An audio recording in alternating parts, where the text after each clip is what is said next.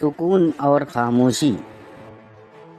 مدرسے میں سرکاری افسر کی آمد ہوئی۔ افسر مدرسے کا سالانہ احوال پڑھ رہے تھے کہ گویا ہوئے،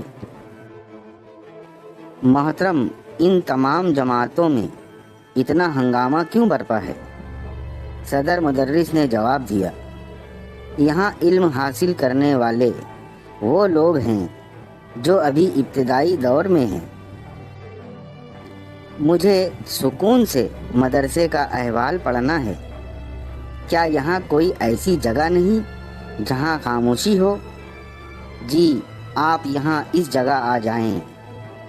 اس سامنے والے کمرے سے کوئی آواز نہیں آ رہی؟